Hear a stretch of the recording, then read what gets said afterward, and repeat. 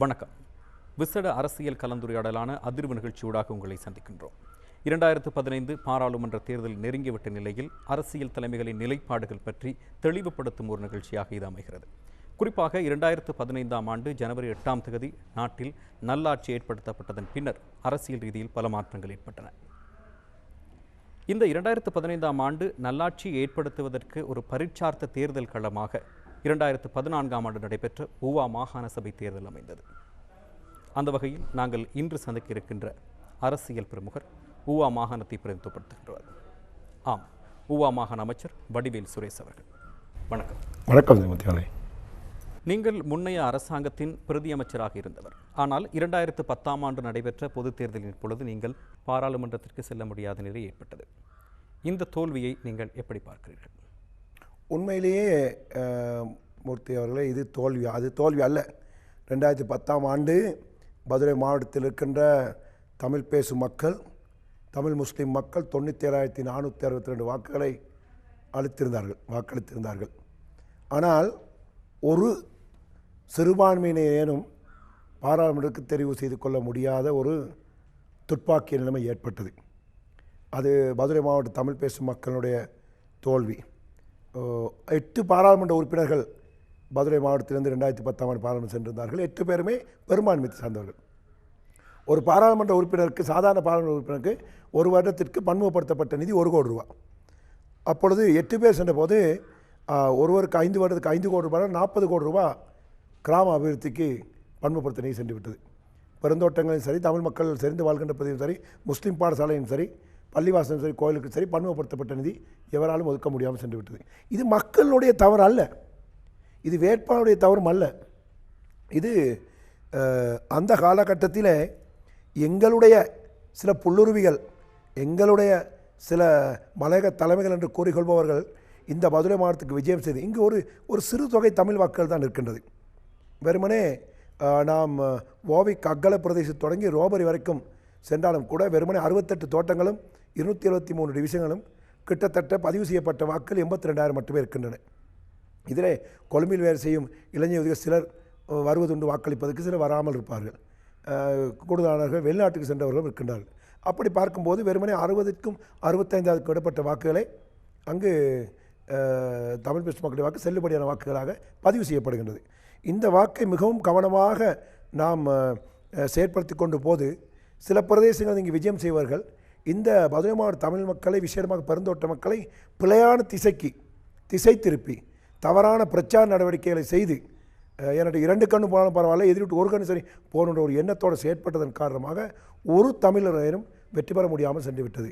அந்த மக்களை ஒரு இக்கட்டான சூழ்நிலைக்கு தள்ளப்பட்டு, அந்த மக்களுக்கு தவறான வழிகளை புகுத்தி, இறுதியில் அந்த மக்களுக்கு பன்முகப்படுத்தப்பட்ட நிதி கிடைக்கவும் இல்லை, தேசிய அரசாங்க நிதி கிடைக்கவும் இல்லை, பாரிய ஒரு பின்னடைவு சென்றது மட்டுமல்லாது இந்த தமிழர்களுடைய கலை கலாச்சார விழுமியங்கள் கூட கட்டம் கட்டமாக ஒடுக்கப்பட்டு விட்டன. சில ஆலயங்களில் திருவிழாக்கள் நடைபெறவில்லை. சில தோட்டங்களிலே மண் சரிவுகள் ஏற்பட்ட போது அங்கு வீடமைப்பு திட்டங்கள் சரியாக நடைபெறவில்லை. சில பாதைகள், தோட்ட பாதைகள் நாம் பிரதி சுகாதார அமைச்சர் சேர்ந்த காலகட்டத்தில் போட்டது அப்படியே கிடக்கின்றன. ஆங்காங்கே சில தோட்ட வைத்தியசாலைகளை அரசாங்கத்துக்கு பொறுப்பேற்றேன். அங்கு 3 வைத்தியர்கள் நியமிக்க வேண்டும். ஒரு வைத்தியரை மாத்திரமே நியமித்தேன் 2010ஆம் ஆண்டு. நான் தேர்தலில் தோற்கடிக்கப்பட்டவுடன் வேறு எவராது ஆட்சிக்கு வந்தவர்கள் அதுக்கு இன்னொரு வைத்தியரை நியமிப்பதற்கு சிபாரிசு செய்யவில்லை. குறைகளை கூறி சென்றார்களே தவிர நான் செய்த வேலைக்கு பிற்பாடு செய்யவில்லை. கிட்டத்தட்ட 3124 இளைஞர் யுவதிகளை நான் சுகாதார அமைச்சுக்கு சேர்த்துக்கொண்டேன். என்னை மட்டக்களப்பு வைத்தியசாலையிலும் நுவரெலியா வைத்தியசாலையிலும் அவர் சேவை செய்து கொண்டிருக்கின்றார்கள். அதற்கு பிறகு சுகாதாரத்துறையிலே வேறு எந்த ஒரு மலையக பெருந்தோட்ட இளைஞர்களை சேர்த்து கொண்டதாக நான் அறியவில்லை. ஆகவே இது பாரிய பின்னடைவு. ஆகவே அந்த 2010ஆம் ஆண்டு பொதுத் தேர்தலை உதாரணமாக வைத்துக்கொண்டு இம்முறை 2015ஆம் ஆண்டு இந்த பொதுத் தேர்தலில் எமது மதுரை மாவட்ட மக்கள் மிகவும் தெளிவாக இருக்கின்றார்கள், தெளிவான முடிவை எடுப்பார்கள் என்று நான் நினைக்கின்றேன். நீங்கள் ஆரம்பத்தில் இலங்கை தொழிலாளர் காங்கிரஸை பிரதிநிதித்துவப்படுத்தி அரசியலுக்கு பிரவேசித்தவர். அதற்கு பின்னர் ஐக்கிய மக்கள் சுதந்திர கூட்டமைப்பிலே இணைந்து போட்டியிட்டீர்கள். இப்பொழுது விசேடமாக ஐக்கிய தேசிய முன்னணியை தெரிவு செய்ததற்கான காரணம் என்ன? உண்மையிலேயே மலையகத்தை பொறுத்தவரையிலே இலங்கை தொழிலாளர் காங்கிரஸை சக்திமத்படுத்துவதற்கு எங்களுடைய 5 பரம்பரை தம்மை தியாகம் செய்திருக்கின்றார்கள். நாம் மறந்துவிட முடியாது. இலங்கை தொழிலாளர் காங்கிரஸ் சவுமூர் தொண்டமான் ஐயா அவருடைய காலகட்டத்திலிருந்து எமது பாட்டனார் முப்படார் மூத்தவர்கள் எல்லாம் பல தியாகங்களை செய்து, ஏன் உயிர் தியாகம் செய்து கூட தான் இந்த இலங்கை தொழிலாளர் காங்கிரஸை வளர்த்துனார்கள். ஆகவே அதில் எங்களுக்கு உரிமை இருக்குது, எங்களுக்கு பங்கு இருக்குது மலைய மக்களுங்க. அந்த அடிப்படையில் ஆரம்ப காலத்தில் அதுக்கு நாங்கள் வாக்கு கேட்க போகல. இலங்கை தொழிலாளர் காங்கிரஸில் வாக்கு கேட்கணும், நம்ம எம்பி ஆகணும்னு சொல்லி நினச்சி போகல. நாங்கள் இலங்கை தொழிலாளர் காங்கிரஸ் மலைய மக்கள் சேவை செய்யறதுக்கு அந்த ஸ்தாபனத்தை வலுப்படுத்துறதுக்காக இணைந்து சேவை செய்தோம். அப்பொழுது நிர்வாக செயலாளராக அங்கே இருந்தேன், அமைப்பாளராக இருந்தேன், ஆசிரிய ஒன்றியத்துக்கு அமைப்பாளராக இருந்தேன். அப்படியெல்லாம் இருந்து சேவைகள் செய்தோம். அந்த நேரம் இலங்கை தொழிலாளர் காங்கிரஸ் வடிவேல் சுரேஷ் மாதிரிக்கு வேறு நல்லவர் இருக்கவே இல்லை. அப்படி இருந்தது அந்த காலகட்டத்தில்.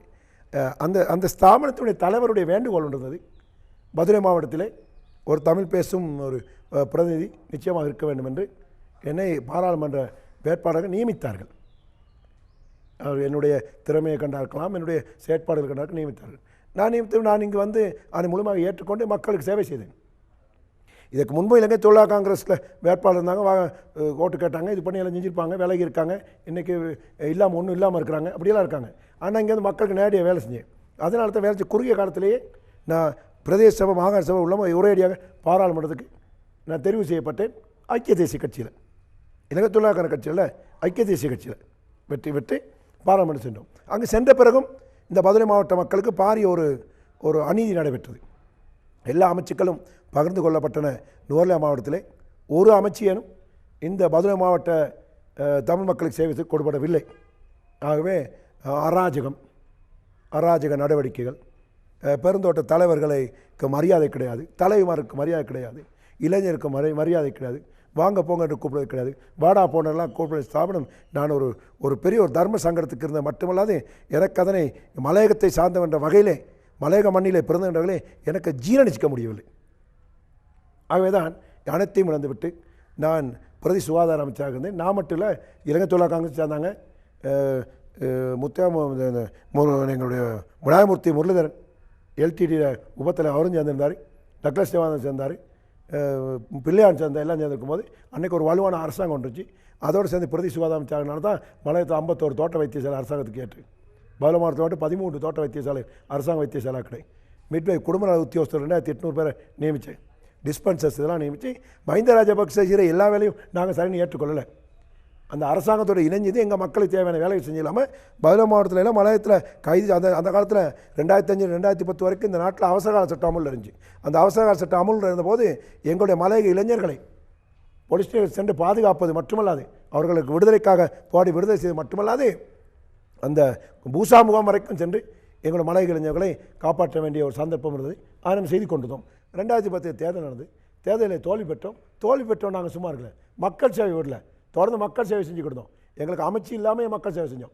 அமைச்சு இல்லாமல் பாராளுமன்ற உறுப்பினர் இல்லாமல், மாகாண சபை உறுப்பினர் இல்லாமல், பிரதேச சபை உறுப்பினர் கூட இல்லாமல் எங்கள் மக்களுக்கு உணர்வுபூர்வமாக ஒரு வெறியோடு எங்களோட மலையக பெருந்தோட்ட தொழிலாளருக்கு சேவை செஞ்சனால தான் 4.5 வருடத்துக்கு பிறகு நடந்த மாகாண சபை தேர்தலில் நான் பிரதிநிதிப்படுத்திய பசறை தேர்தல் தொகுதி 7000 அதிகப்படியான வாக்குகளால் நான் வெற்றி பெற்றேன்.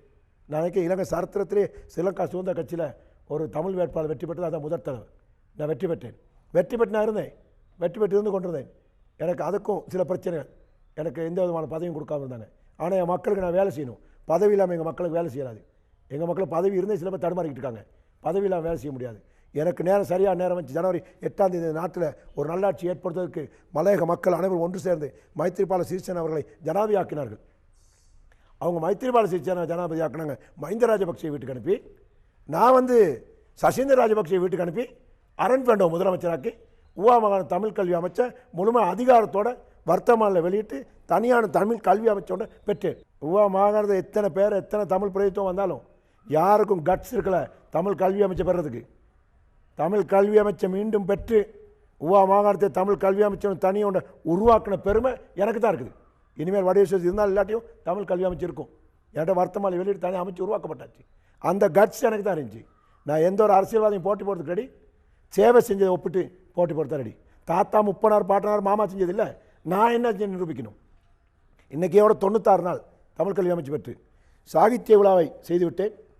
ஊவா மாகாணத்தை தமிழ் சாகித்ய விழாவை 2 தசாப்த காலங்களுக்கு பிறகு வெற்றிகரமாக செய்துவிட்டேன்.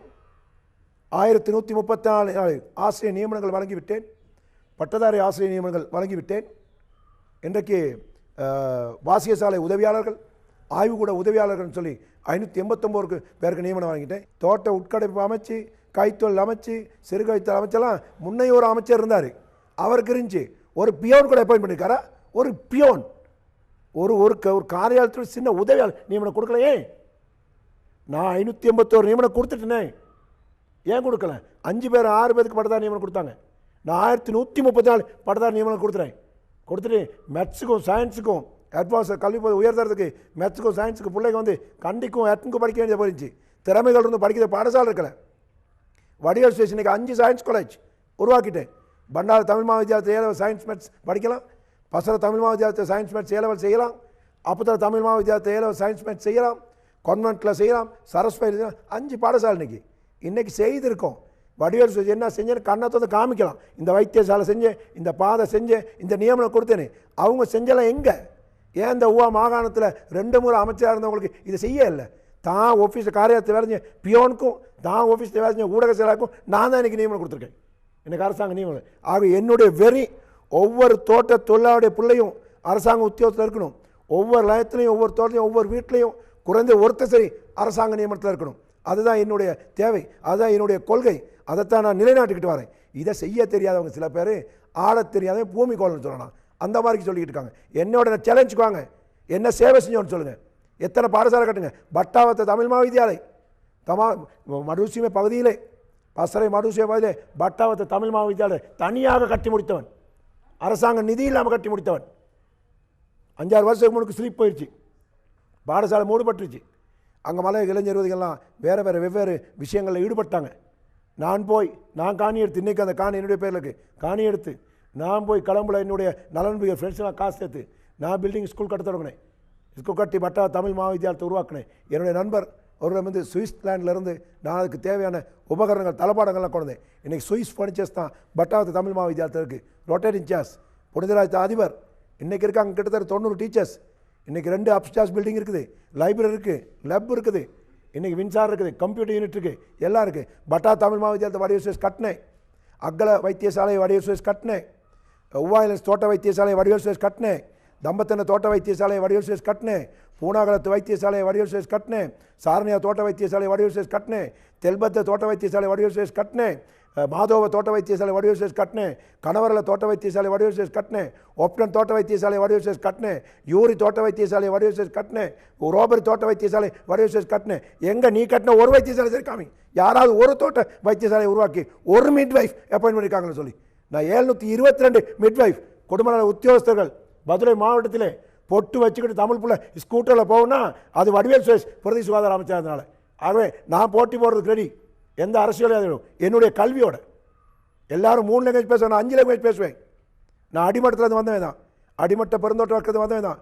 நான் ஸ்லோ நோட் ஸ்கூல் லெக்சராக இருந்திருக்கேன். என்னுடைய ஹோட்டலில் சிறிய தொழிலை ஆரம்பித்து நான் ஸ்லோ நோட் ஸ்கூல் லெக்சர் வரைக்கும் போனேன். நான் தமிழும் பேசுவேன், சிங்களமும் பேசுவேன், இங்கிலீஷும் பேசுவேன், ஃப்ரெஞ்சும் பேசுவேன், இட்டாலியும் பேசுவேன். என்னோடய கல்வியில் போட்டி போடணும். என்னுடைய பாராளுமன்ற பதவி பறிக்கப்பட்டது, என்னுடைய பிரதி அமைச்சர் பதவி பறிக்கப்பட்டது. ஆனால் என்னுடைய மலையக தாய் கொடுத்த கல்வியை எவராலும் பறிக்க முடியவில்லை. அதனால தான் மஹிந்த ராஜபக்ஷ உயிரோடு வச்சார். மற்றவங்களுக்கு என்னை ஒன்றுமே செய்ய முடியலை. அதுதான் காரணம். அதனால தான் இன்றைக்கி ஊவா மாகாணத்தில் தனி நபராக இருந்து ஊவா மாகாண தமிழ் கல்வி அமைச்சராக சிங்கம் அறிக்கை வரைஞ்சிக்கிட்டு நான் போய்கிட்டு இருக்கிறேன். கூட்டத்தோடு கொஞ்சம் பேர் வருவாங்க, கூட்டத்தோடு வருவேன்னு யாருக்கு தெரியும்? நான் சிங்களாக தான் இருக்கேன், நான் சிங்கமாக இருந்து கூட்டத்தோடு வர யாருன்னு தெரியும். ஆகவே இன்றைக்கி மலையக மக்களுக்கு, மதுரை மாவட்ட தமிழ் பேசும் மக்களுக்கு விரல் விட்டு காட்டக்கூடிய அளவுக்கு எத்தனை நியமனங்கள் கொடுத்தோம் இந்த மாகாண சபையில். மதுரை மாவட்டத்தில் வாழ்கின்ற ஒவ்வொரு தமிழர் மீதும் எனக்கு அயராத நம்பிக்கை இருக்கின்றது. தொழிற்சங்களை ஒரு பக்கத்துக்கு வைத்தாலும் கூட, ஏனே அரசியல் கட்சிகள் பக்கத்துக்கு வைத்தாலும் கூட, நானும் அவர்களும் சொந்தக்காரர்கள், நாங்கள் தொப்புள் கொடி உறவுக்காரர்கள், இந்திய வம்சாவளி மக்கள். ஆகவே எனக்கு அசராத நம்பிக்கை இருக்கின்றது மதுரை மாவட்ட தமிழ் பேசும் மக்கள் மீதும், முஸ்லீம் மக்கள் மீதும். முஸ்லீம் மக்கள் என்று இன்னொரு பிரச்சனை முங்கெடுக்கின்றார்கள். அவருடைய பள்ளிவாசல் பிரச்சனை, அவர்களுடைய வீடு காணி பிரச்சனை இருக்கின்றது, அவருடைய முஸ்லீம் பாடசாலை பிரச்சனை இருக்குது. இது அனைத்தையும் பொறுப்பெடுத்து இப்போ நான் செய்து கொண்டிருக்கின்றேன். முஸ்லீம் பாடசாலைகளுக்கு 15 கோடி ரூபாய் நிதி ஒதுக்கி 33 முஸ்லீம் பாடசாலைகளை அபிவிருத்தி செய்து கொண்டிருக்கின்றேன். முஸ்லீம் மாணவர்களுக்கு ஆசிரியர் நியமனங்கள் 328 நியமனங்கள் கொடுத்தேன்.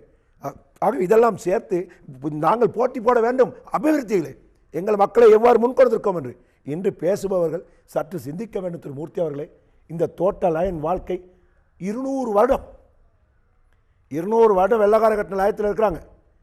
யார் வீடு அமைச்சா போன முறை மாகாண சபை இருந்தது, போன முறை மாகாண சபையில் வீடு அமைச்சா இருந்தவர் பொறுப்பு சொல்லணும், மத்திய அரசாங்கத்தை வீடு அமைச்சராக இருந்தவர் பொறுப்பு சொல்லணும். நானே கல்வி அமைச்சா இருக்கேன், நான் பாடசாலை பொறுப்பு சொல்கிறேன், இவ்வளோ நியமனம் கொடுத்த வேலை திட்டம் செஞ்சோன்னு சொல்லி. ஒன்றுமே இல்லாமல் நான் 22 வருஷம் அமைப்பாளராக இருந்தேன், 32 வருஷம் மினிஸ்டராக இருந்தேன். இல்லை, குறுகிய காலத்தில் கூடுதலான வேலை செஞ்சவங்க யாருன்னு பார்க்கணும். அந்த விவாதத்துக்கு நான் தயார்.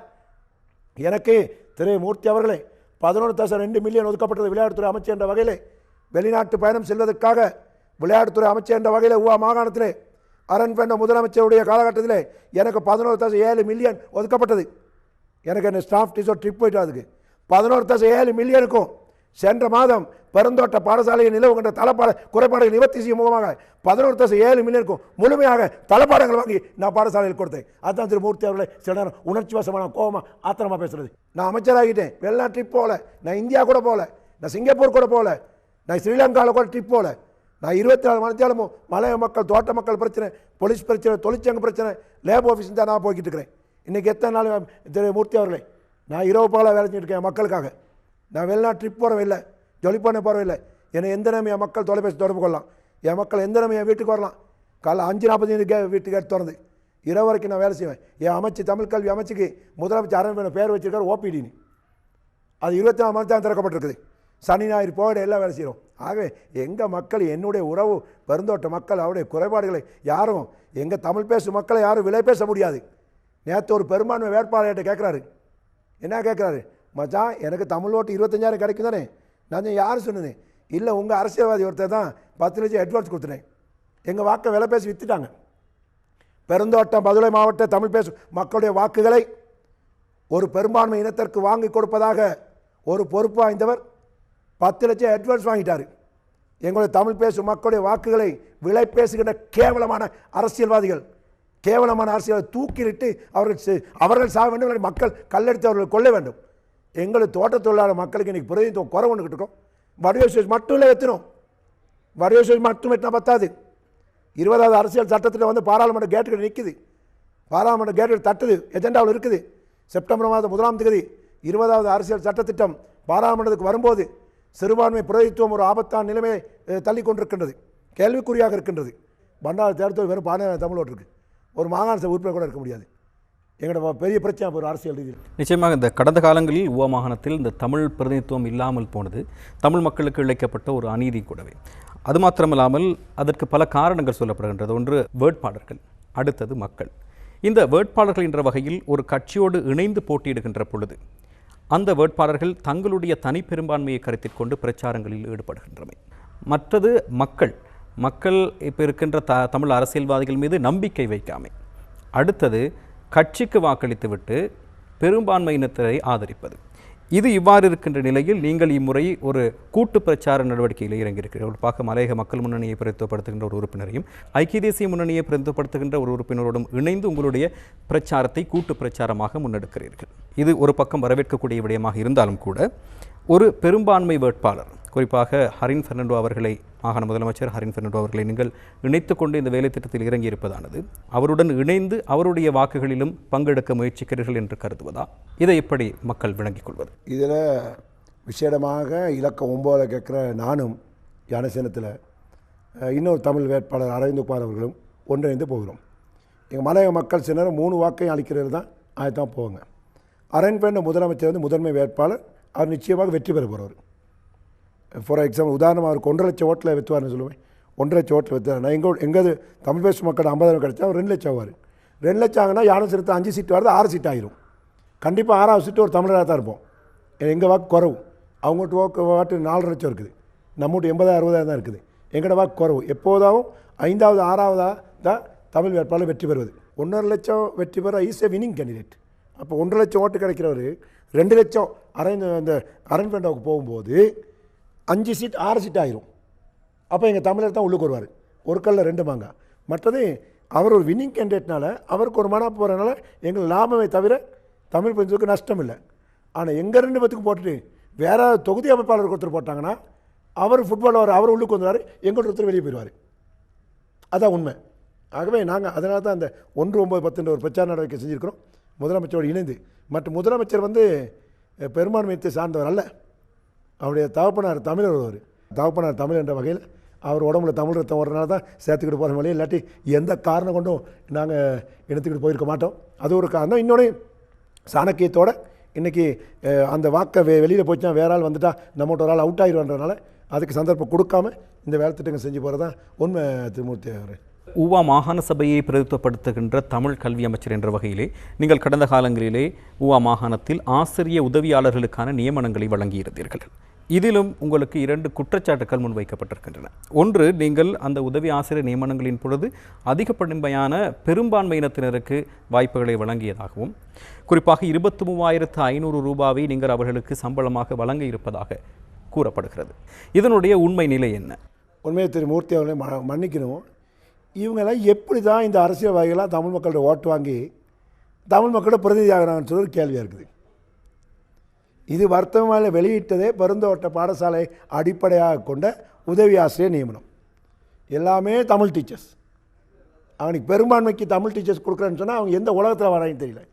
அந்த குற்றச்சாட்டுகள் 3000 பேர்த்துக்கு 15,000 பேர் விண்ணப்பித்து 9,000 பேர் இன்டர்வியூ போயிட்டு 1,500 பேர்த்துக்கு நியமனம் கொடுக்கப்பட்டது ராதாகிருஷ்ணன் அமைச்சர் தலைமையில் பத்திரமொழியில். பெருந்தோட்ட பாடசாலையை அடிப்படையாக கொண்ட பெருந்தோட்டத்தில் வாழ்கின்ற தமிழறிஞர்களுக்கு தமிழ் பாடத்தை படிப்பிக்கிறதுக்கு டீச்சர்ஸ்க்கு எப்படி சிங்களம் பூத்தலாம்? இது பொய் பிரச்சாரத்தை இப்படி ஏற்படுத்துகிறாங்க. அப்போ அதை சுத்த போய் ஒன்று பட்டியலும் பார்க்கல, யார் எப்ளை பண்ணணும்னு தெரியல, எந்த பாடத்தை படிப்பிக்கிறாங்கன்னு தெரியாமல், அனுபவம் இல்லாமல் அரசியல் கத்துக்குட்டிகள் சொல்லுகின்ற அந்த பிரச்சாரங்கள் அது. ஆனால் அங்கே ராதாகிருஷ்ணன் அவர்கள் மத்திய அரசாங்கத்தை அனுப்பினாலும் கூட மாகாண தமிழ் கல்வி அமைச்சுக்கு பெரிய பொறுப்பு ஒன்று இருக்குது. மாகாண அரசாங்க ஆணைக்குழு மூலமாக, அதாவது பப்ளிக் சர்வீஸ் கமிஷன் மூலமாக அவர்களை அங்கீகரித்து வேலை திட்டம் செய்துக்கு மத்திய மாகாணத்தில் என்ன செஞ்சாங்க, ராதாகிருஷ்ணன் அமைச்சர் மலைய மக்கள் முன்னணி தலைவர் அமைச்சர் காகிதம் கொடுத்தனுப்பினால மத்திய மாகாண கல்வி அமைச்சர் அதை உதாசீனப்படுத்தினார். அதை உருப்படியாக செய்ய போனால்தான் தான் கல்வி அமைச்சர் கல்வி பிரிவுக்கு அமைச்சர் அந்த ராம விரக்கிட்டு ரமேஷை நியமித்தாங்க. அது அவங்க ஒரு நாடகம். ஆனால் ஊவா மாகாணத்தில் அது இல்லை. உணர்வுபூர்வமாக எங்களுடைய பிள்ளைகள் 599 நியமனங்களையும் பெற்று உத்தியோகபூர்வ வைபவம் வைத்து அவர்களுக்கு பயிற்சி கொடுத்து ஊவா மாகாண அரசாங்க ஆணைக்குழு மூலமாக பப்ளிக் சர்வீஸ் கமிஷன் மூலமாக அப்பாயின்மெண்ட் அடித்து கொடுத்தோம். 6,000 கொடுப்பனவு. நான் தான் ஊவா மாகாண கல்வி அமைச்சர், பொறுப்போடு கூறுகின்றேன். பொறுப்பற்றவர் விவரம் தெரியாதீர்கள், விஷம பிரச்சாரம் செய்யாதீர்கள். முடிந்தால் 35,000 ஆக்கி காட்டுங்கள். வடிவேல் போட்டி போடுங்க. நீ 23,000 வாங்கி கொடுக்க ட்ரை பண்ணுற, அது போல நான் 35,000 வாங்கி கொடுக்குறது தான் சரி. இவன் அதை விட்டுட்டு தோட்ட தொழிலாளர் சம்பளம் காட்டி கொடுத்து முடிச்சு, தோட்ட தொழிலாளர் சம்பளம்லாம் காட்டி கொடுத்து முடிஞ்சு, இன்றைக்கி ஆசிரியர்கள் சம்பளம் காட்டி கொடுக்கறத பற்றி வெக்கி தலை குனியணும். அப்படி செய்கிறவங்க இன்றைக்கு 6,000 கொடுப்பனவும் இந்த முழு இலங்கையிலையும் இணைகள் ஜனநாயக சோசியல் குடியரசு நாட்டில் அரசாங்க உத்தியோகத்திற்கு வாழ்க்கை செலவு ஒன்று இருக்குது. காஸ்ட் ஆஃப் லிவிங் அது 7,500 ரூபா. இந்த மூர்த்தி அவர்கள் நோட் பண்ணிக்க. 6,000 ரூபா 7,500 ரூபா. புதிய அரசாங்கம் ஆட்சிக்கு வந்தோடனே அரசாங்க உத்தியோகஸ்தர்களுக்கு 5,000 முதல் 6 மாதமும் அடுத்த மாதம் 5,000 10,000 ரூபா. ஆகவே கொடுப்பனவு 6,000 ரூபா அவர்களுக்கு அடிப்படை சம்பளம். ஏனைய காஸ்ட் ஆஃப் லிவிங் 7,500 ரூபாயும் 5,000 சேர்த்து 12,500 23,000 ரூபா நான் தான் எல்லாம் செஞ்சு அதை செக்ரட்டரி மூலமாக வச்சு பப்ளிக் சர்வீஸ் கமிஷனை வச்சு என்ன அமைச்சு செயலாளர்லாம் வச்சு மாகாண கல்வி பணிப்பாளர் வச்சு அவங்களுக்கான நியமனம் கொடுத்து எல்லாம் சொல்லி அனுப்பி வச்சோம். இந்த எதிர்வரும் 20ஆம் தேதி ஏரியஸோடு அது கிடைக்குது. அவங்க எடுக்கிறாங்க. அது எடுக்காட்டி ஊவா மாகாண தமிழ் கல்வி அமைச்சர் நான் ராஜினாமா பண்ணுவேன். ஆகவே எடுக்கிறாங்க. இது ஊவா மாகாணத்துக்கு மட்டும்தான் நான் பொறுப்பு கூறுவேன். இது நடந்த விஷயம் என்னன்னு கேட்டால் மத்திய மாகாணத்து ஏனைய மாகாணத்துலேயும் இதை சரியாக யாரும் கவனிக்கலை. இது எனக்கு அந்த கட்ஸ் இருக்குது, எனக்கு அந்த சாணக்கியம் இருக்குது, எனக்கு அந்த அறிவு இருக்குது. அதை ஊவா மாகாணத்தில் நான் நிறைவேற்றிட்டேன். இன்றைக்கி அங்கேருந்து கால் பண்ணி சொல்லிக்கிறாங்க இதையும் நிப்பாட்டுங்க, எல்லாத்தையும் ஒன்றா கொடுப்போம், ஊவா மாகாணத்துக்கு கொடுத்துறாங்கன்னு சொல்லி. அப்போ இது கொடுக்கப்பட்டது 19ஆம் தேதி மே மாதம். 19ஆம் தேதி மே மாதம் கொடுக்கப்பட்டு 20ஆம் தேதி காலையில் வீரவாசி பேப்பர்லேயும் வந்துருச்சு 23,500 ரூபான்னு சொல்லி. இப்போ தேர்தல் காலம் வரக்குள்ள தான் இவங்களுக்கு நாம வந்துருக்கு. தூக்கத்தில் கனவுல வந்து எந்திரிச்சவங்க வரைக்கும் சொல்கிறாங்க. எங்கே மதுரையில் அடி வாங்கிட்டு வந்து மானாமதுரை வலிக்குன்னு சொன்னாங்களாம். 19ஆம் தேதி மே மாதம் கொடுத்த நியமனம், சம்பளம் கொடுத்தாலும் பட்டியல் போட்டு கொடுத்துருக்குது அரசாங்க நியமனம். அதற்கு பிறகு நான் கொடுத்தேன். அதற்கு பிறகு 176 நியமனம் கொடுத்தேன். வச்சர், காவலாளி, லைப்ரரி அசிஸ்டன்ட், லெப் அசிஸ்டன்ட் அவங்களுக்கு 30,000 சம்பளம். அப்போ ஒரு பாடசாலையில் படிப்பிக்கிற ஆசிரியருக்கு 6,000 ரூபா கொடுத்துட்டு காவலாளிக்கு 30,000 சம்பளம் கொடுத்தா அப்படி அந்த காவலாளிக்கும் இந்த 7,500 ரூபா ப்ளஸ் 5,000 இருக்குது. இன்றைக்கு ஒரு நியமனம் கொடுத்தா கூட அந்த 7,500 5,000 இருக்குது. அப்படின்னு சொன்னால் யாராவது காட்டி கொடுத்து ஜனாதிபதிட்ட போய் சொல்லி அந்த சமரத்து குடும்பம் நிப்பாட்டுங்கன்னு சொன்னால் தான் ஒழிய இப்படி ஒன்றும் இல்லை. ஆகவே கட்ஸ் இருந்தால், முதுகெலும்பு இருந்தால், மதுரை மாவட்ட தமிழ் பேசும் மக்களுடைய வாக்குகளை பெற்று அரசியல்வாதிகள் செயற்படுபவர்களாக இருந்தால் 35,000 காமிக்காது. அது மட்டும் இல்லை, நிச்சயமாக எதிர்வரும் 14 தேதி நடைபெறுகின்ற தேர்தலில் நான் அமோக வெற்றியிட்டுவேன். இந்த அமோக வெற்றியிட்ட மூலமாக பாராளுமன்றத்துக்கு சென்றவுடன் அந்த உதவி ஆசிரியர் என்ற பதத்தை முழுமையாக நீக்கி முழுமையான ஆசிரியர் என்ற பதத்தை உருவாக்கி பாராளுமன்றத்தை ஒரு பிரேரணை ஏற்படுத்தி வெற்றி கண்டு உதவி ஆசிரியர் என்ற பதத்தை ஒதுக்கி ஆசிரியர் நியமனம் என்பதையும் உறுதிப்படுத்தி அவங்களை பெர்மனன்ட் பண்ண வேலையும் நான் செய்வேன். உதவி ஆசிரியர் நியமனம் இல்லை, ஆசிரியர் நியமனம் தான் அவங்களுக்கு கொடுக்கணும். 6,000 ரூபாய்க்கு எங்கள் பிள்ளையோட கல்வியை யாரும் வேலை பேச முடியாது. இப்படியே காட்டி கொடுத்து 6,000 ரூபாய் யார் வேலைக்கு போவா? ஒரு தொழிலாளர் சம்பளம் எவ்வளோ இன்றைக்கி? ஒரு நாளைக்கு 1,000 ரூபாய் கேட்குறாங்க, 30,000 சம்பளம் வரும். அப்போ ஆசிரியர் ஒரு படித்த கஷ்டப்பட்டு தோட்டத்தொழிலுக்கு பிள்ளைகளை படிப்பிச்சு ஸ்கூலுக்கு அனுப்பிடுறது தான் 6,000 ரூபாய்க்கு போய்ட்டு இவங்க வங்குரோத்து வேலை செய்கிறாங்க. 6,000 ரூபாய் சம்பளம் வாங்கி கொடுக்கணும், எங்கள் பிள்ளை எடுத்துக்கு டீச்சர் வேலை செய்யணும். இன்றைக்கி ஒரு சாரி என்ன வேலை? ஒரு டீச்சர் எப்படி போகிறது? 23,000 ரூபாய் வடிவ வாங்கியே கொடுப்பேன், நான் வாங்கி கொடுத்தே தீர்வேன். அது எவரால் திருத்த முடியாது. வேறு எந்த அரசியல்வாதிக்கு முதுகெலும்பு போட்டி போட்டால் நீ 35,000 ஆக்காமியாது. அதுதான் போட்டியாக இருக்கணும் இல்லையா? ஏன் குறைச்சிக்கிட்டு வர கூட்டி தோட்டத்தொழிலாளர் சம்பந்தம் காட்டி கொடுத்துறாங்க, இதையும் காட்டி கொடுக்க பார்க்குறாங்க. அதுக்கு இடமளிக்க முடியாது. நான் 20ஆம் தேதி ஏரியஸோட மாவட்டத்தை வாங்க அனைத்து உதயாசி நியமனத்துக்கும் 23,500 ரூபாய் வாங்கி கொடுப்பேன், நிச்சயமாக வாங்கி கொடுப்பேன். உதவியாசி என்ற பதத்தை நீக்கி ஆசிரியர் நியமனம் என்பதையும் நான் உருவாக்குவேன். நடைபெறவுள்ள பாராளுமன்ற தேர்தலிலே நீங்கள் நிச்சயமாக வெற்றி பெறுவீர்கள் என்று துணைப்பொருளிலே கூறுகிறீர்கள். அது மாத்திரமில்லாமல் கடந்த காலங்களில் நீங்கள் பத்திரிகைக்கு அறிக்கை விட்டிருக்கிறீர்கள், ஊவா மாகாண முதலமைச்சர் பதவி எதிர்காலத்தில் தனக்கு வழங்கப்படுவதற்கான சாத்தியக்கூறுகள் காணப்படுவதாக. இது இரண்டையும் நாங்கள் இவ்வாறு பார்ப்பது. நிச்சயமாக மாகாண முதலமைச்சர் ஒரு கேபினட் ரேங்க். நான் பொதுத் தேர்தல் வெற்றி பெற்றவனையும் பாராளுமன்றத்தில் கேபினட் மினிஸ்டர் தான் எதிர்பார்க்குறேன். எனக்கு கொடுக்கணும். நான் 6 வருஷம் நாட்டில் பிரதி அமைச்சராக இருந்திருக்கேன். பல முறை நான் இந்த நாட்டில் சுகாதார அமைச்சராக ஆக்டிங் மினிஸ்டராக இருந்திருக்கிறேன். நான் முன்னே இருந்த அமைச்சர் ஜெனீவாவில் வேர்ல்டு ஹெல்த் ஆர்கனைசேஷன் சாமனாக நான் டைமில் இருந்திருக்கேன். அப்போ எனக்கு தெரியும், எனக்கு எல்லா மொழியும் எனக்கு கல்வி ஆற்றிருக்கிற அதை செய்ய முடியும். மாகாண சபை உருவாக்கப்பட்டது 13வது அரசியல் சட்டத்திட்ட சிறுபான்மை மக்களுக்கு அதிகார பரவலாக்கல். இன்றைக்கி வடக்கில் விக்னேஸ்வரன் அவர்கள் முதலமைச்சர், அதுக்கு முன்னுக்கு வரதராஜ பெருமாள் அவர்கள் முதலமைச்சர். சிறுபான்மை மக்களுக்கு அதிகார பரவலாக்கல் தானே. இன்றைக்கு கிழக்கு மாகாணத்திலே 2 முஸ்லீம் சகோதரர்கள் முதலமைச்சர் ஆகிட்டாங்க. அதுக்கு முன்னுக்கு பிள்ளையாண்டு இருந்தார், அப்புறம் இவர் அப்துல் மஜீத் இருந்தார், இப்போயும் முஸ்லீம் சகோதரர் முதலமைச்சர் இருக்கிறார். வரைக்கிறதுக்கு ஏன் மலையத்தில் முதலமைச்சர் ஆகலை? எங்களுக்கு மலையத்தில் நாங்கள் முதலமைச்சர் ஆகணும். ஆகவே நான் அவர் அரண்மேண்டோட கூறினேன், பாராளுமன்ற நிச்சயமாக வெற்றி பெறுவேன். வெற்றி பெற்றால் எனக்கு என்ன அமைச்சு கிடைக்குன்னு பார்ப்பேன். எனக்கு கேபினட் மினிஸ்டர் ரேங்க் கொண்டு அங்கே கிடைக்காட்டி நான் அதுக்கு மேலே ஊவா மாகாண முதலமைச்சர் பதவி கேட்பேன். நான் தான் அதுக்கு தகுதியானவன். இன்றைக்கி ஊவா மாகாண சபை இருக்காங்க, அவ்வளோ பற்றி பார்த்தாலும் சகலத்துலேயும் அனுபவம், பாராளுமன்ற அனுபவம், மாகாண சபை அனுபவம், கல்வி, அறிவு, சிந்தனை எல்லாம் உள்ளே நான் மட்டும்தான். ஆகவே நான் நினைக்கிறேன் ஊவா மாகாணத்தில் இந்த அரண்மேண்ட் அவர்கள் பாராளுமன்றத்துக்கு நிச்சயமாக செல்வார். பெரிய தொகை பார்க்க வெற்றி பெற்று சென்றால் எனக்கு சரியான அமைச்சு பாராளுமன்றத்தை கிடைக்காட்டி நான் ஊவா மாகாண முதலமைச்சரை நிச்சயமாக இவன் டிமாண்ட் பண்ணி நான் கேட்பேன். நான் தான் அதுக்கு பொருத்தமானவன், எனக்கு தான் அதுக்கு அறிவாளாக இருக்குது. ஆகவே நான் கேட்பேன். ஆகவே நான் முதலமைச்சர் பதவி ஒன்று ஊவா மாகாண முதலமைச்சராகவே, அப்படி இல்லாட்டி பாராளுமன்றத்தில் கேபினட் அந்தஸ்துள்ள அமைச்சராக இருப்பேன். அடுத்ததாக நாங்கள் இந்த தொழிற்சங்க நடவடிக்கைகள் பற்றி பார்க்கலாம். குறிப்பாக மலையக மக்கள், தோட்டப்புற மக்கள் இந்த தொழிற்சங்களை நம்பிதான் வாழ்க்கை நடத்துகிறார்கள். இந்த தொழிற்சங்கங்கள் மக்களை அரசியல் மயப்படுத்த அல்லது தேசிய அரசியலோடு இணைப்பதற்கு எவ்வகையான வேலை திட்டங்களை மேற்கொண்டிருக்கிறது? குறிப்பாக நீங்கள் எவ்வகையான வேலை திட்டங்களை முன்னெடுத்திருக்கிறீர்கள்? உண்மையிலேயே இந்த தொழிற்சங்கம் என்பது தோட்டத் தொழிலாளி உரிமைகளை பாதுகாத்து அவருடைய உரிமை சலுகையும் உறுதிப்படுத்த வேண்டிய ஒரு காரியமாக இருக்கின்றது. தொழிற்சங்கத்தில் சில வியாபாரம் செஞ்சுட்டு போகிறவங்களும் இருக்காங்க, தொழிற்சங்கத்தில் சொந்த வாழ்க்கை செஞ்சுட்டு போகிறவங்களும் இருக்காங்க, தொழிற்சங்கத்தில் ஃப்ளைட் டிக்கெட் எடுத்து வெளிநாடு போகிறவங்களும் இருக்காங்க. அது வடிவசுக்கு இது எல்லாமே தெரியும். டெலிஃபோன் பில் கட்டுறவங்களும் இருக்காங்க, ஹேண்ட் பில் கட்டுறவங்க, இன்னும் வேலை செய்கிறவங்களாம் இருக்காங்க. அது என்னைக்கா தேவைப்பட்டால் நான் அந்த அளவுக்கு அநாகரிக அரசியல் செய்ய விரும்பலை. கடந்த காலங்களில் தொலைக்காட்சிகளில் நடந்த சில விஷயங்களை பார்க்கும்போது நாங்களும் சில விலையங்களை அம்பலப்படுத்த வேண்டிய அவசியம் ஏற்படுமோ அப்படிங்கிற ஒரு நிலைமைக்கு தள்ளப்பட்டிருக்கும். தோட்ட தொழிலாளி தொழிற்சங்கத்தினுடைய முதல் தலையாய கடமை அடிப்படை சம்பளம் 1000 ரூபா பெற்றுக் கொடுப்பது இன்றைய தேவை. வீடமைப்பு, தோட்டத்தோட குழந்தைகளுக்கு அந்த தோட்டங்களில் நிலவுகின்ற வெற்றிடங்களில் அப்பாயின்மெண்ட்ஸ்க்கு வாங்கி கொடுக்குறது, இதெல்லாம் ஒன்றுமே செய்யறதில்லை. கூட்டு ஒப்பந்தம்னு சொல்லி கூட்டு ஒப்பந்தம் வச்சு தனி நாடகம் நடத்தி இந்த வேலை திட்டங்கள்லாம் பண்ணி இன்றைக்கி தோட்டத்தோட 1000 ரூபா சம்பளத்துக்கு அவங்க சந்தாவும் கட்டி ஓட்டும் போட்டு அவங்களோட சம்பளத்தை உயர்த்திக்கிறதுக்கு அவங்களே கோஸ்லோ போயிட்டு இன்னைக்கு கோஸ்லோ போகிறதுக்கு ஒரு நாள் சம்பளம் கொடுக்கல. நேற்று முதல் 10ஆம் தேதி தோட்ட தொழிலாளர் கண்ணீர் விட்டு அழுகுது. கோஸ்லோ போங்க சம்பளம் வாங்கி தரேன்னு சொன்னாங்க. ஏன் வாங்கி கொடுக்க 10ஆம் தேதி? ஏன் செந்தில் தொண்டமான் வாங்கி கொடுக்கல? உவா மாகாணத்தில் செந்தில் தொண்டமான் தான் போயிட்டு தோட்டமாக சொன்னார் கோஸ்லோ போக நாங்கள் சம்பளம் வாங்கி தரோம் பெரட்டோன்னு. எங்கே பெரட்டணும் 10ஆம் தேதி? ஏன் 10ஆம் தேதி தோட்டத்தோட சம்பளம் குறவு? ஏன் கோஸ்லோ சம்பளம் வாங்கி கொடுக்கல?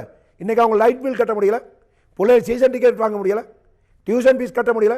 நாங்கள் அவங்களோட ஒன்றோடு ஒன்றாக உறவாடி வாழ்கிறனால எங்களுக்கு நேரடியாக சொல்கிறாங்க. அன்றைக்கு ஒரு அம்மா ஒப்டனில் வருது 2 4 5 மடிஞ்சு கொண்டு எடுத்துக்கிட்டு நீ பாட்டு என்னம்மான்னு கேட்குறேன். 23 கேட்குறாங்க.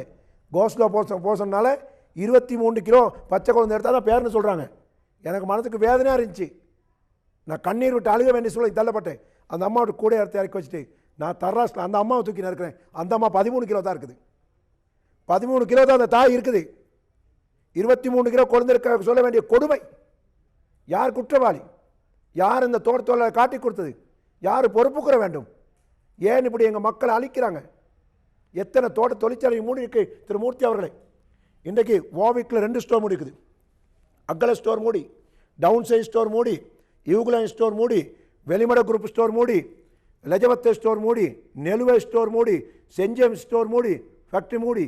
இப்படியே தோட்ட தொழிற்சாலைகள் இந்த பகுதியில் மட்டுமே 8 9 தோட்ட தொழிற்சாலை மூடப்பட்டிருக்கு. ஒவ்வொரு தோட்ட தொழிற்சாலை மூடக்குள்ளையும் அந்த பெரிய தொழிற்சங்கங்கள் கூட்டப்பந்த கையை போடுற தொழிற்சங்கங்களுக்கு பகா கொடுத்து லட்சக்கணக்கு கோடி கணக்கு கம்பெனிகள் காசு கொடுத்தா தொழிற்சாலை மூடப்பட்டிருந்ததை யாரும் மறுக்க முடியாது. அப்படி மறுக்க நேரடியாக அவன் சொல்லலாம். செஞ்சேம் தோட்ட தொழிற்சாலை மூட சொல்லி தொழிற்சங்க கையில் எழுதி கொடுத்துருக்கு. நான் அதை கடிதம் வேணும் அவங்க நிரூபிக்கிறேன். மூட சொல்லி இந்த லெஜவத்தை ஸ்டோரை கழட்ட சொல்லி மூடுங்கன்னு சொல்லி தோட்ட தொழிற்சங்கம் எழுதி கொடுத்துருக்கு. கையொப்ப விட்டு கொடுத்துருக்குது. ஆக இப்படியே தோட்ட தொழிலாளி இல்லாமாக்கி இந்த தொழிற்சாலை மூடப்பட்டு எங்கள் மக்களை பாதாளத்துக்கு இங்கே தள்ளிக்கிட்டு போகிறாங்க. இன்றைக்கி எங்கள் பிள்ளைகளுக்கு ஆசிரியர் நியமனம் மட்டும்தான் அரசாங்க நியமனம் இருக்குது. ஏழை துறையில் நியமனங்கள் வாங்கி கொடுக்குறாங்க. எங்களுக்கு வேணும், எல்லாத்துலையும் ஈக்குவலாக வேணும். எங்களுக்கு சரிசமமான நியமனங்கள் கொடுக்கணும். அரசாங்க பிரதேச செயலகங்களில் தோட்ட தொழிலாளர் படித்த இளைஞர்களுக்கு நியமனம் கொடுக்கணும். கச்சேரிகள் நியமனம் கொடுக்கணும். நில அளவை திரைக்கடங்களில் கொடுக்கணும். வேறு அரசாங்க காணி தீர்த்து ஆணைக்குள்ளே கொடுக்கணும். வீடமைப்பு அபிவிருத்தி அமைச்சரை கொடுக்கணும். இப்படி ஏனைய அமைச்சுகளையும் எங்களுக்குரிய பங்கு தோட்ட தொழிலாளர் படித்த இளைஞர்களுக்கு தொழில் வாய்ப்பை பெற்றுக் கொடுக்கணும். இதுக்கு தான் நம்மெல்லாம் சேர்ந்து போராடணும். இதுக்கு நாம் மட்டும் தனியாக வந்து சரி வராது. கொழும்பிலே போட்டியிடுகின்ற மனோகரேஸ்வரன் குகவர்தனை வெற்றி பெறணும். நுவர்லியா மாவட்டத்தில் எந்த கட்சி சார்ந்தவர்களாக இருந்தாலும் பரவாயில்லை. இலங்கை தொழிலாளர் காங்கிரஸ் ஆரம்பம் தொண்டமானவர்களாக இருக்கலாம், திகாம்பரம் அவர்களாக இருக்கலாம், ராதாகிருஷ்ணன் அவர்களாக இருக்கலாம். அதை பற்றி பிரச்சனை கிடையாது. மலைய தமிழர்கள் 6 பேர் நுவர்லியா வெத்தணும், 6 தமிழை வெத்தணும். அதே மாதிரி மதுரை மாவட்டத்தில் வடிவேல் அரவிந்த குமார் வெத்தணும். எனக்கட இந்த நாட்டில் வாழ்கின்ற மக்கள் தொகையில் 2 கோடி மக்கள் இருக்கணும். 1.5 கோடி வாக்குகள் இருக்குது. 10.3% வடகிழக்கு மக்கள். அவர்களுக்கு 225 ஆசனங்கள் பாராளுமன்றத்தில் இருக்குது. பாறை ஆளுகின்ற மன்றம், அந்த பாறை ஆளுகின்ற மன்றத்திலே 225 ஆசனங்கள். அதை விகிதாசாரப்படி 10.3% மலைய மக்கள் வடகிழக்கு மக்களுக்கு 22 ஆசனங்கள் ஒதுக்கப்பட்டிருக்கு. இந்த முறை அவங்க 26 பேர் வருவாங்க. 9.2% இருக்கின்ற முஸ்லீம் மக்களுக்கு 19 ஆசனங்கள் ஒதுக்கப்பட்டிருக்குது. 8 பேர் கேபினட் மினிஸ்டர் இருந்தாங்க.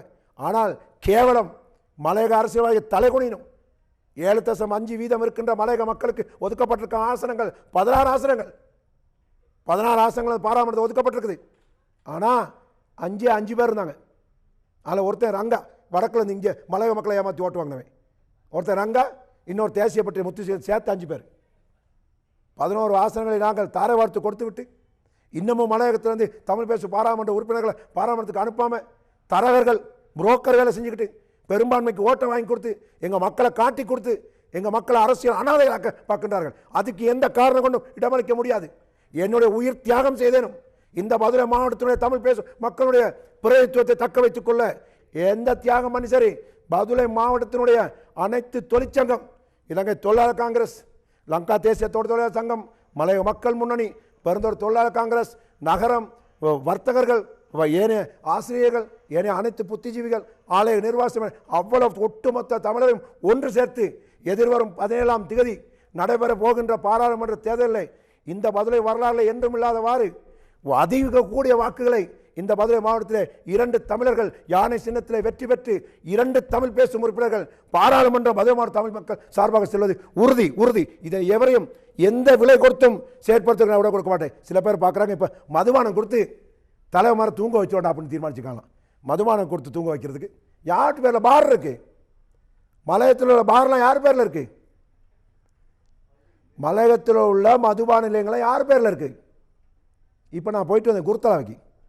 குருத்தலாவிலிருந்து வெளிமட வரைக்கும் முஸ்லீம் சகோதரர் வாழ்ந்து கொண்டிருக்கின்றார்கள். புனிதமானவர்கள், தெய்வ பக்தி கொண்டவர்கள்.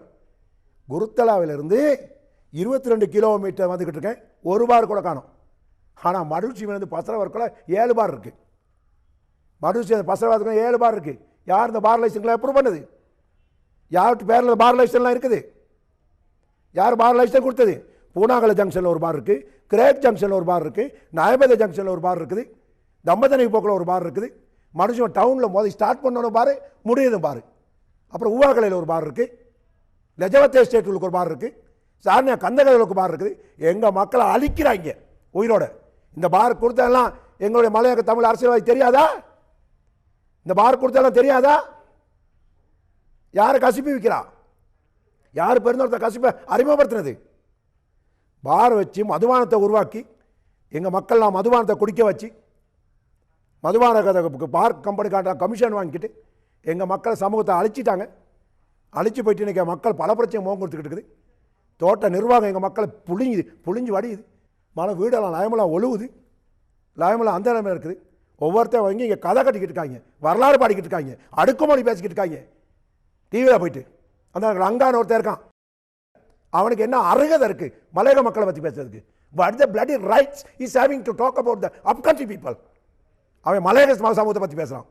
இங்கே வந்து மலையக மக்களை விலை பேசி, மலையக மக்களை கேவலமாக பேசி, அன்றைக்கி நெட்டில் வெப்பில் போகுது, மலையக மக்கள் பொண்டாட்டினா விளங்குமா இல்லாட்டி மனைவின்னு சொன்னால் விளங்குமான்னு கேட்குறாங்க.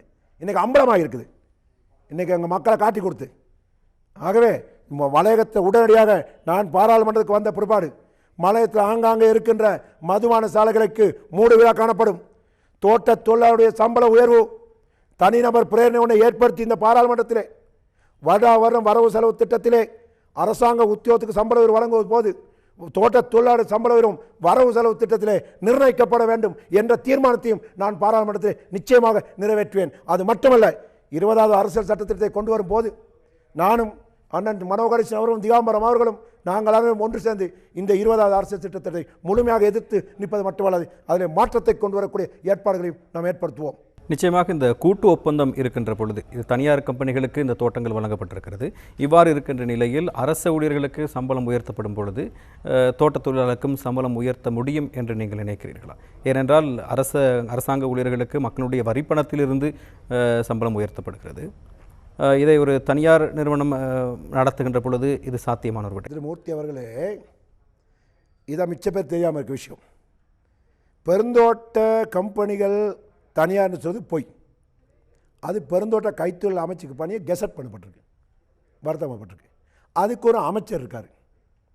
பெருந்தோட்ட கைத்தொழில் அமைச்சு வந்த அரசாங்கம்னா அந்த பெருந்தோட்ட கைத்தொழில் அமைச்சுக்கு அமைச்சர் ஒருத்தர் தானே அந்த அமைச்சரும் அரசாங்கம்னா ஒரு நாடு, இந்த ஒரு நாட்டில் ஒரே தொழில் சட்டம் ஒன்று இருந்துச்சுன்னு சொன்னால் தோட்ட தொழிலாளர் மட்டும் பங்கு இல்லைன்னு சொல்ல முடியாது. தோட்ட தொழிலாளர் ஓட்டு மட்டும் வழங்கும். அரசாங்க பிரதிநிதியை நியமிப்பதற்கு தோட்ட தொழிலாளர் ஓட்டு சரி. ஆகவே அது எங்கள் விட்டு காரணம் இல்லை. அரசாங்கம் பொறுப்புக்கு வரணும். அரசாங்கம் பொறுப்புக்கு வரணும். தேயிலை கொழுந்துக்கு எடுத்து விற்று மார்க்கெட் வந்துச்சுன்னு சொன்னால் ஸ்ரீலங்கா கவர்மெண்ட்டுக்கு தான் பேர். இங்கே தான் அந்த ப்ரைஸ் இதெல்லாம் வருது. ஆகவே எங்களுக்கு கம்பெனியை பற்றி பிரச்சனை இல்லை. எங்களுக்கு அரசாங்கம் பொறுப்புக்கு வரணும். ஆகவே நிச்சயமாக நிச்சயமாக இன்றைக்கி தனியார் நிறுவனத்துக்கு கூட வரவு செலவு திட்டத்தில் சம்பள அதிகத்துறை கெசட் மூலியமாக கொடுக்குறாங்க. வர்த்தமானி மூலியமாக வெளியிடணும். வாழ்க்கை செலவு ஒன்று தானே, ஒரு கண்ட்ரி தானே. ஒரு கண்ட்ரி வாழ்க்கை செலவு ஒன்றுனா வாழ்க்கை செலவுக்கு ஏற்ற வகையில் தோட்டத்தோட சம்பளம் வரும், பாட்டாவோட இவ்வளோன்னு சொல்லி கெசட் பண்ணி அறிவிக்கணும். இங்கே ஒவ்வொரு மீனுக்கு போய்ட்டு சொரிஞ்சிக்கிட்டு கோஸ்ட்டில் போய்கிட்டு எங்கள் மக்கள் சம்பளம் இல்லாமல் கஷ்டப்பட முடியாது. ஆகவே நான் சொல்கிறேன், அன்னைக்கு சென்ற அதிர்வுகளில் மதுரை மாவட்டத்தினுடைய பாராளுமன்ற உறுப்பினர் திரு வேலாயுதம் அவர்களும் செந்தில் தொண்டமான் அவர்களும் இந்த அதிர்வில் வந்து பேசினாங்க. நான் உங்களுக்கு பொறுப்பு கூறக்கூடியவராக இருக்கின்றேன்.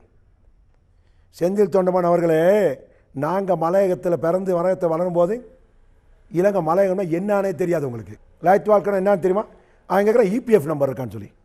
நான் பாராளுமன்ற உறுப்பினராக இருந்து 6 வருஷம் பிரதி அமைச்சராக இருந்து, நான் சிலோ நோட்டல் ஸ்கூல் லெக்சராக இருந்து, நான் கண்டி போலீஸில் எஸ்ஐயாக இருந்து, நான் காவத்தை பாடசாலையில் இங்கிலீஷ் டீச்சராக இருந்தவன், எனக்கு எப்படியா இபிஎஃப் இடிஎஃப் இருக்கும்? நிச்சயமாக அவர் மூலமாக இன்னும் ஒரு குற்றச்சாட்டும் கூட வைக்கப்பட்டிருந்தது. அன்றைய நிகழ்ச்சியிலே உங்களை நேரடியாக இணைத்துக் கொள்ள முடியாமல் இருந்தது.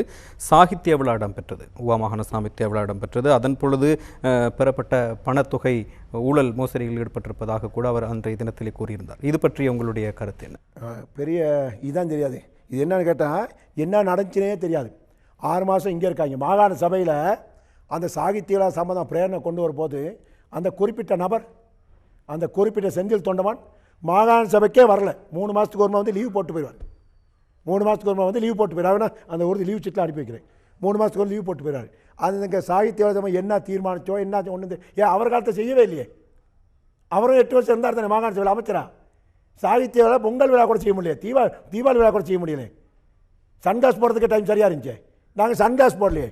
நாங்கள் வேட்டி கட்டி பொட்டு வச்சுக்கிட்டு தமிழ் மக்களுடைய கலை கலாச்சாரம் விளிமியங்களை பாதுகாப்பது, தோட்டத்தில் இருக்கிற 23 பாடசாலைகளுடைய ஒரு கல்வி புரட்சி ஏற்படுத்துவதற்கு நான் பேராசிரியர் விருவலாளத்தை கொண்டு வச்சு வாழைமரம் கட்டி தோரணம் கட்டி பதுல்ல பண்டாரவில் வெளிமணம் சொல்லி 3 இடத்துலையும் நான் விடிய சாகித்ய விழா செய்யக்கூடிய சாணக்கியம் வடிவமைக்கிருந்துச்சு. அந்த கட்ஸ் எனக்கு இருந்துச்சு. என்னுடைய நண்பர்கள் நலன் விரும்பிகள் கொடுத்த பணம் நான் காசாக செலவழித்தோம். இன்னும் அமைச்ச பில்லாம் செட்டில் பண்ண இருக்குது. ஆக இதெல்லாம் தெரியாமல் எதுக்கு நான் மாகாண சபை உறுப்பினர் தெரியாது. மாகாண சபை பில்லு கட்டுறதுல அக்கௌண்டரும் செக்ரட்டரியும் அமைச்சர் கட்ட மாதிரி இவர் காலத்தை கட்டினாரோ தெரியாது. ஆகவே இந்த நாட்டில் இருக்கின்ற நிதி நிர்வாக சட்டம் கூட தெரியாமல் ஒரு அரசியல்வாதி ஆகிறதே கேவலமாக இருக்குது, வெக்கமாக இருக்குது. நிதி நிர்வாக சட்டம் போய்ட்டு அக்கௌண்டர் கேட்கணும். நீ மாகாண சபை உறுப்பினர் தானே, மாகாண சபையில் கேள்வி எழுப்பும், செக்ரட்டரி பதில் சொல்வார். மாகாண சபை பிரேரணை ஒன்று கொண்டு வா, ஊழல் குற்றச்சாட்டு நடந்திருக்கு அப்படின்னு சொல்லி எவ்வளோ எஸ்டிமேட்னு கேளுங்க. என்ன நினச்சின்னு தெரியுங்க? ஒன்றும் தெரியாது. ஏன்னா சாகித்ய விழா என்னன்னு தெரியாது. சாகித்ய விழா என்னன்னு தெரிஞ்சுக்கணுமே. தெரிஞ்சதை பேசலாம். ஆக இதெல்லாம் ஒரு கேலி கூத்தாக இருக்குது. மலையக அரசியல் வரலாற்றை எடுத்துக்கொண்டால் இந்த சம்பள பிரச்சனை தேர்தல் காலங்களிலே அதிகமாக பேசப்படுகின்ற ஒரு முக்கிய பிரச்சனையாக இருக்கிறது. இந்த பாராளுமன்ற தேர்தல் அறிவிக்கப்பட்ட காலங்களில் கூட மலையக அரசியலை தீர்மானிக்கப் போகின்ற ஒரு முக்கியமான துணைப்பொருளாக இது பேசப்பட்டது. நிச்சயமாக மக்கள் இப்பொழுது வாழ்க்கை செலவுகளிலே பிரச்சனைகளை எதிர்கொண்டிருக்கிறார்கள். அவர்களுக்கு கட்டாயமாக 1000 ரூபாய் சம்பள உயர்வு வழங்கப்பட வேண்டும். நிச்சயமாக. ஆனால் இது நடைபெறுமா? இது பற்றி மக்களுக்கு உறுதியாக உங்களால் ஏதாவது கூற முடியுமா? இது நடைபெற வேணும். இது நடைபெறணும்னு சொன்னால் உண்மைக்கும் இது கொடுத்துருக்கணும் தேர்தலுக்கு முன்னுக்கு. ஏனென்றால் நீங்களும் அந்த போராட்டங்களில் ஈடுபட்டவர், அந்த 1000 ரூபாய் சம்பளம் கோரி போராட்டங்களில் ஈடுபட்டீர்கள். கடந்த காலங்களிலே ஏனைய அரசியல் கட்சிகள் இது சாத்தியமற்ற ஒரு விடயம், குறிப்பாக எங்களுடைய அந்த கூட்டு ஒப்பந்தத்திலே கைச்சாத்திட்டிருக்கின்ற கௌரவ வேலாயுதம் அமைச்சர் அவர்கள் கூட கூறியிருந்தார், இது சாத்தியமற்ற ஒரு விடயம். ஏனென்றால் கம்பெனிகள் தற்பொழுது நெருக்கடிகளை எதிர்கொண்டிருப்பதாக. இது பற்றி உங்களுக்கு உறுதியாக ஏதாவது கூற முடியும்? நான் என்னுடைய மனவேதனை தெரிவிச்சுக்கிறேன். அவர் வேலாயுதன் அப்படி சொன்னது அவர் தனிப்பட்ட கருத்து.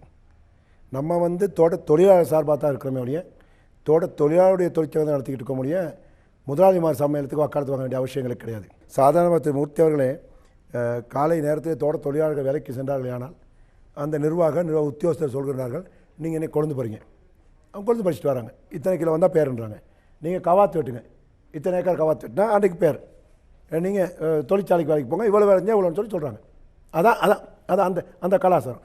அப்போ அவர்கள் சொல்வது அனைத்தையும் அந்த தோட்டத்தோடு செய்வதனால தான் அன்றைக்கு பேர் கிடைக்குது. இதான் உண்மை.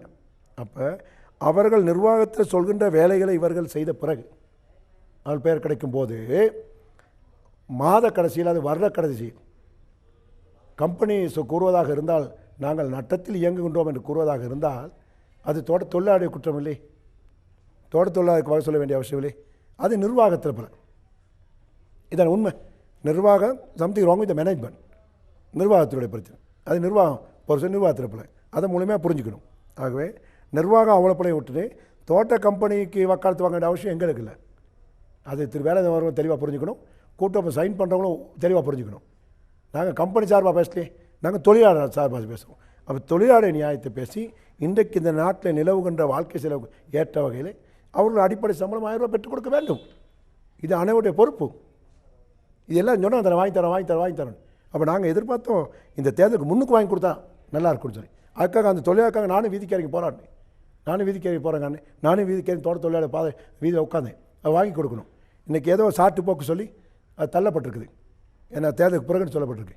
எது எவ்வாறாக இருந்த போதிலும் கூட இந்த தேர்தல் முடிவடைந்த பின்னர் நான் முன்பு கூறியது போல ஒரு தனிநபர் பிரேரணை பாராளுமன்றத்தை சமர்ப்பித்து தொழிலாளர் சம்பளம் 1000 ரூபா அடிப்படை சம்பளம் நிச்சயமாக பெற்றுக் கொடுக்க வேண்டும். அது மட்டுமல்லாமல் எதிர்காலத்தில் பாராளுமன்ற வரவு செலவு திட்டத்திலே அது உள்வாங்கப்பட்டு தொழிலாளர் சம்பள உயர்வு பாராளுமன்றத்தில் நிர்ணயிக்கப்படும் என்பதை நான் தெளிவாக இருக்கின்றேன். அதை நிச்சயமாக நான் அந்த பிரேரணையை பாராளுமன்றத்துக்கு சமர்ப்பிப்பேன்.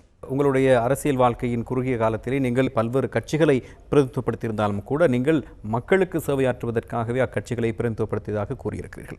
நிலைமை இவ்வாறு இருக்கின்ற பொழுது 2015 பாராளுமன்ற தேர்தலுக்காக நீங்கள் முன்வைத்துள்ள தேர்தல் விஞ்ஞாபனத்திலே புதிதாக என்ன விடயங்களை உள்ளடக்கியிருக்கிறீர்கள்?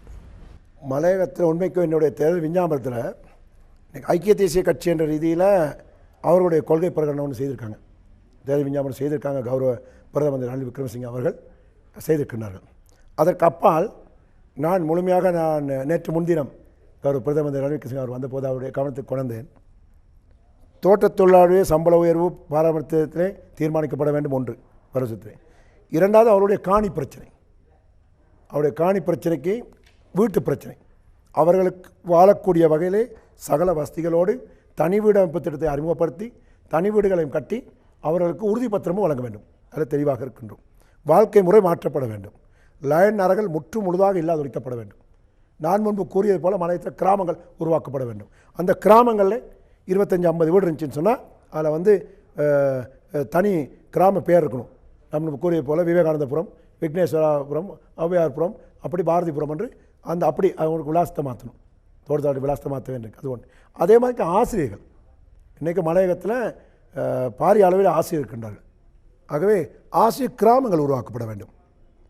ஆசிரியர் கிராமம் அந்த ஆசிரியர்களுக்கு அவர்களை கௌரவிக்கக்கூடிய வகையில் அரசாங்கத்தால் ஒவ்வொரு ஆசிரியர்களுக்கும் 20 பர்ச்சஸ் காணி வழங்கி வீடமைப்பு அதிகார சபையின் மூலமாக வட்டியில்லா கடனையும் வழங்கி அரசாங்க சலுகைகளையும் வழங்கி அவர்களுக்கு வீடமைப்பு திட்டத்தை நாம் அறிமுகப்படுத்த வேண்டும். ஆசிரியர் கிராமங்கள் நிச்சயமாக உருவாக்கப்பட வேண்டும். காரணம் 2 விடம். ஒன்று தனிப்பட்ட ஒரு ஆசிரியர் அதிபர் நன்மை பெறுவார். மற்ற மலைய கல்வி. இன்றைக்கு ஒரு ஒரு ஒரு ஒரு மாணவனுக்கு டவுட் வந்துட்டால் கூட அந்த ஆசிரியர் கிராமத்துக்கு சென்றால் ஒரு வீட்டில் இல்லாட்டி இன்னொரு வீட்டில் ஓய்வு பெற்ற ஆசிரியர் ஒருத்தர் இருப்பாங்க. மலைய கல்வியில் ஒரு மாற்றத்தை ஏற்படுத்தலாம். ஆகவே இந்த மலையக கல்வியில் மாற்றத்தை ஏற்படுறதுக்கு நான் ஏன் இவ்வளோ துடிச்சுக்கிட்டு இருக்கேன்னு சொன்னால் மலையகம் மாறணும்னு சொன்னால் கல்வியில் முன்னேறணும். இங்கே லட்சாதிபதிகள் கோடீஸ்வரர்கள் மலையகத்தில் இல்லை. ஆகவே எங்களுக்கு யாரும் அழியாத சொத்து என்னுடைய தனிப்பட்ட வாழ்க்கையிலும் கூட அனுபவத்தில் நான் அனுபவித்தவை கல்வி தான் முக்கியம். இன்றைக்கி எங்களுடைய மலையகத்தில் கல்வியில் ஒரு மாற்று ஒரு புரட்சி நிச்சயமாக ஏற்படுத்தியே தீர வேண்டும். நான் எங்களுடைய மதுரை மாவட்டத்திற்கு 203 அதிபர்களையும் கொண்டு அவர்களுக்கு பாடசாலைக்கு தேவையான அனைத்து ஆசிரியரையும் கொடுத்துருக்கிறேன். இந்த 96 நாளில் மேலதிகமாக கொடுத்துருக்கேன். லைப்ரரிஸ்ட்டை கொடுத்துருக்கேன், லெப்பரிஸ்ட்டை கொடுத்துருக்கேன், ஒச்சர் கொடுத்துருக்கேன், மேலதிகமாக ஆசிரியமாக கொடுத்துருக்கேன், பட்டதாரி ஆசிரியர் கொடுத்துருக்கேன். அவங்க எல்லாத்தையும் கொண்டு மத்திய அரசாங்கத்தில் கல்வி பணிப்பாளர் கொண்டு 3 நாள் ட்ரைனிங் ப்ரோக்ராம் வச்சு விவரப்படுத்தி அவங்க சொல்லியிருக்கிறோம். எங்களுக்கு புலமை பரிசில் இவ்வளோ பிள்ளைகள் பாஸ் ஆகணும், எங்களுக்கு ஜிசி சாதாரண தரத்தில் இவ்வளோ மாணவர்கள் சித்திய வேண்டும், கல்வி பொது உயர்தரத்தில் எங்களுக்கு இத்தனை பேர் பல்கலைக்கழகம் சென்ற வேண்டும், இந்த துறையில் இவ்வளோ பேர் போகணும்னு சொல்லி தெளிவாக சொல்லியிருக்கணும். ஆகவே நாங்கள் டார்கெட் ஒன்று வச்சுருக்கோம். இந்த 2015ஆம் ஆண்டு கல்வி பொதுத்தர உயர்தரத்திலே பரீட்சையில் ஈடுபடும் மாணவர்களை குறைந்தது 100 பேர் சரி மெடிக்கல் ஃபேக்கல்ட்டி போகணும். குறைந்த 100 பேர் மதுரை மாவட்டத்தில் அந்த டார்கெட் வச்சு ஒர்க் பண்ண அதிபர்மாரும் முழுமையாக ஒத்துழைக்கிறாங்க. அதிபர் முழுமையான பங்களிப்பு இருக்குது, முழுமையாக ஒத்துழைப்புக்கிறாங்க. ஆசிரியமாரும் தியாக மனப்பான்மை வேலை செய்கிறாங்க. மதுரை மாவட்டத்தில் நான் நன்றி சொல்லணும் அதிபர் ஆசிரியருக்கு. அவ்வளோ திறமையாக வள குறைபாடுகள் ஆளணி பற்றாக்குறை இல்லாத காலத்திலும் கூட நீங்கள் முன்பு கூறிய போல் அகில இலங்கையில் எல்லாத்தையும் பீட் பண்ணி வந்தாங்க. தமிழ் ரிசல்ட்ஸ் பீட் ஆகி வந்துச்சு.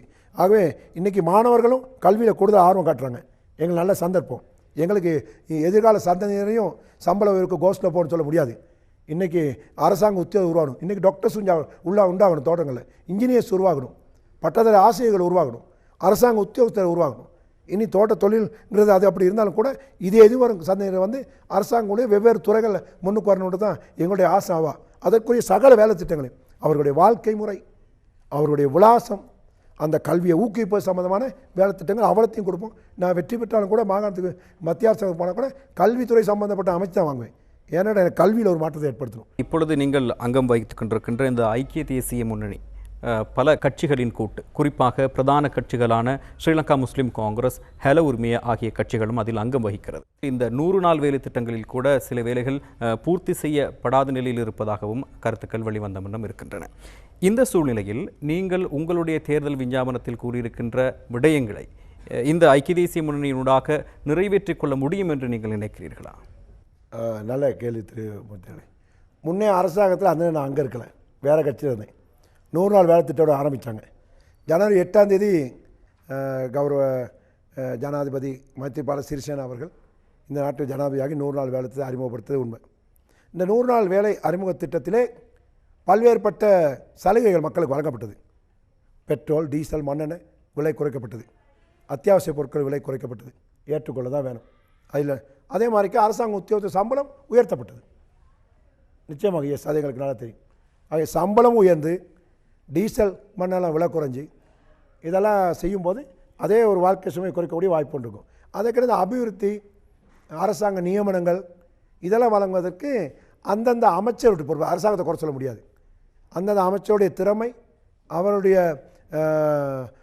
ஆற்றல், அவருடைய அக்கறையை கொண்டு தான் அது திறமையாக செயற்படுத்தணும். ஆகவே நான் 100 நாள் வேலை திட்டத்தில் இருக்கலை. நான் மாகாண சபையில் ஆட்சி மாற்றத்தை ஏற்படுத்தி கௌரவ அருண்பண்ட் அவர்கள் முதலமைச்சராக்கி வேலை திட்ட ஆரம்பிக்கல ஒரு 70 நாள் தான் கிடச்சி. 70 நாளில் நான் மாகாண சபையில் போட்ட அந்த தேர்தல் விஞ்ஞாபனத்தை நிறைவேற்றுறேன். சாகித்ய விழா, அரசாங்க இளைஞர் நியமனம், தனியான கல்வி அமைச்சை உருவாக்கியது, இந்த வேலை திட்டங்களை நான் செஞ்சுட்டேன். ஆகவே நான் சந்தோஷப்படுறேன். எங்களுக்கு திராணி இருந்துச்சுன்னு சொன்னால், எங்களுக்கு திறமை இருந்துச்சுன்னு சொன்னால், எங்களுக்கு எங்கள் சமூகம் மேலே அக்கறை இருந்துச்சுன்னா 100 நாள் தேவையில்லை, 60 நாளே வேலை செய்யலாம். அதை நான் செஞ்சுருக்கிறேன். 32 நாளில் தமிழ் சாகித்ய விழா செஞ்சேன்.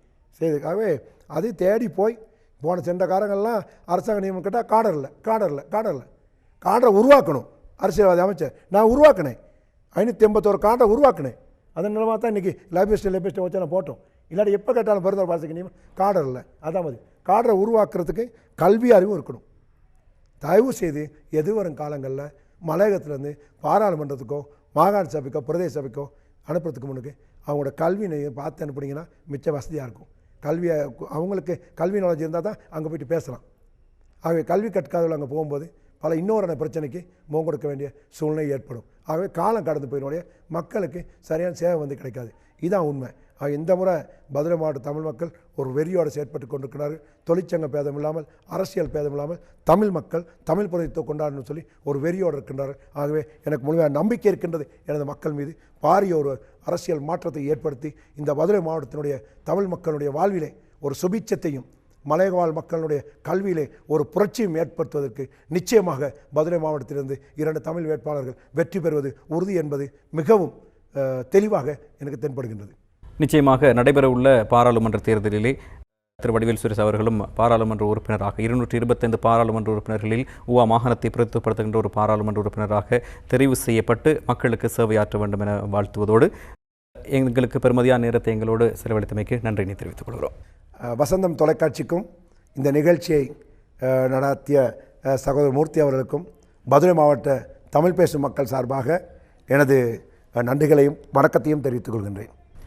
நிச்சயமாக நடைபெறவுள்ள பாராளுமன்ற தேர்தலிலே பெரும்பான்மையான தமிழ் பிரதிநிதித்துவங்கள் பாராளுமன்றத்திற்கு பிரவேசிக்க வேண்டும். அதற்கு மக்களாகிய நீங்கள் உங்களுடைய வாக்குகளை பயன்படுத்த வேண்டும். வாக்களிப்பது உங்கள் உரிமை மட்டுமல்ல, கடமையும் கூட என்பதனை கூறிக்கொண்டு இன்றைய அதிர்வு நிகழ்ச்சியிலிருந்து விடைபெறுகிறோம். நன்றி, வணக்கம்.